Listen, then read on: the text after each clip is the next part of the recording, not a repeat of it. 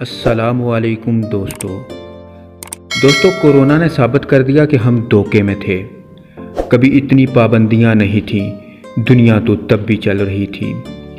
जब हम हफ्ते में 2 दिन रेस्टोरेंट नहीं जाते थे, दुनिया तो तब भी चल रही थी। कभी शॉपिंग मॉल्स नहीं थे, दुनिया तब भी चल रही थी। कभी इतनी मसरूफियत नहीं थी, दुनिया तब भी चल रही थी। कभी हम इतने सोशल नहीं थे, दुनिया तब भी चल रही थी। कभी हर साल हम छुट्टियां मनाने दूसरे मुल्क नहीं जाते थे, तब भी दुनिया चल रही थी। दुनिया इतनी आर्टिफिशियल नहीं थी, दुनिया तब भी चल रही थी। दरअसल आर्टिफिशियल लाइफ को फ़र्क पड़ा है, असल ज़िंदगी को कोई फ़र्क नहीं पड़ा।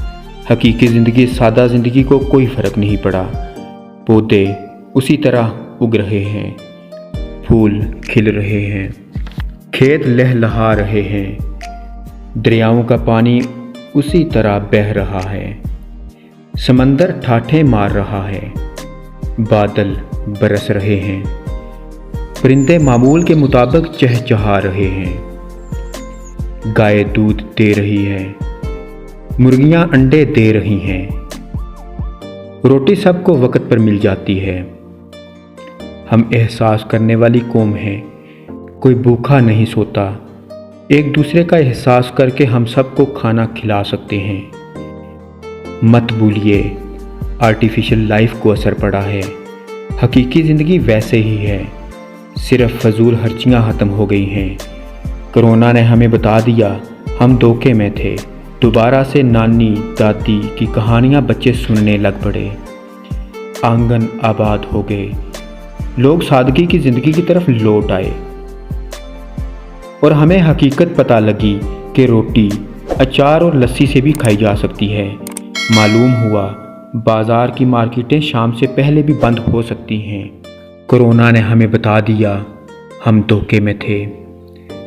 जिस तरह दुनिया वजूद में आई थी, आज भी उसी तरह ही अपने मदार में घूम रही है। इसकी हरकत में कोई फ़र्क नहीं पड़ा। हाँ, अलबत्ता हमारी आर्टिफिशियल ज़िंदगी को ज़रूर फ़र्क पड़ा। चाँद सितारे उसी तरह ही टिमटिमा रहे हैं।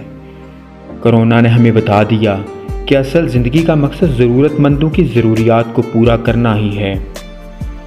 कोरोना ने हमारे हाथों से ही बनाई इस आर्टिफिशियल लाइफ का चेहरा बेनकाब कर दिया। दुनिया तब भी चल रही थी जब हमारे अंदर दौलत, बैंक बैलेंस की हवस नहीं थी।